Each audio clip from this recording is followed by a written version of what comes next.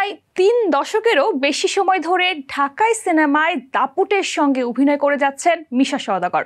অভিনয়ের ঝুলিতে আছে প্রায় ৮ শতাধিক বাংলা সিনেমা। খলনায়কের চরিত্রে অভিনয় করেও তিনি দর্শকদের ভালোবাসা কুড়িয়েছেন।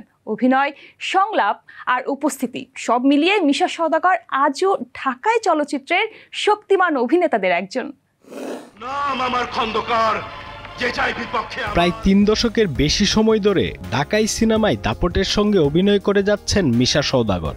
অভিনয়ের ঝুলিতে আছে প্রায় ৮ শতাধিকেরও বেশি বাংলা সিনেমা।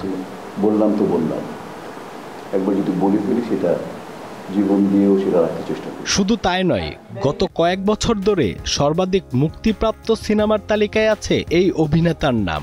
সম্প্রতি চিকিৎসা শেষে দেশে ফিরেছেন এই খল অভিনেতা। শুটিং শুরু করেছেন নতুন একটি সিনেমার, যার নাম তসনস। বাংলাদেশের সবচেয়ে কমার্শিয়াল ছবির সাকসেসফুল ডিরেক্টর মজুরুল খোকনের সেট এটা। আর এটা item song plus and climax, কি বলবো, ব্যয়বহুল প্লাস হচ্ছে খুবই সুন্দর একটা সেট এবং লাইট, অসাধারণ লাইট। প্রায়শই শিল্পীদের মৃত্যুর গুঞ্জন নিয়ে সরব হয় সোশ্যাল মিডিয়া। বিভ্রান্ত হয় ভক্ত শ্রোতারা। বিষয়টি নিয়ে একটু উদ্বেগ প্রকাশ করলেন এই অভিনেতা। যে কাঞ্চন ভাই মারা গেছেন, এটা সেটা, ও তার আগে আমাকে মেরে ফেলছিল, ওর আগেও আমাকে মেরে ফেলছিল।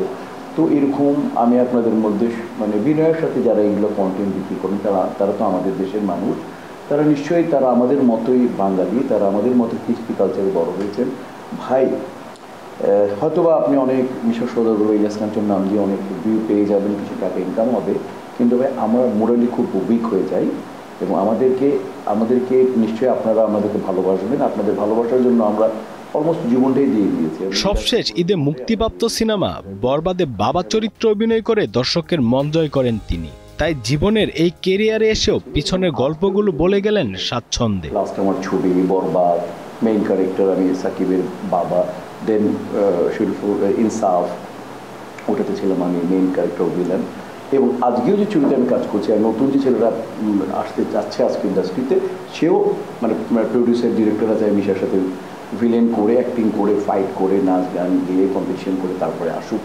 তো এটাই হচ্ছে যে মানে আমি প্রতিনিয়ত চেষ্টা করে যাচ্ছি যে আমি যাতে নিজেকে ঠিক রাখতে পারি, যতটুকু আমার তৌফিক, যতটুকু আমার মেধা, যতটুকু আমার চেষ্টা থাকে, চেষ্টার শেষ বিন্দু পর্যন্ত আমি চাই যাতে ভালো হয়। এখন আর স্রোতে গা ভাসাতে চান না এই অভিনেতা।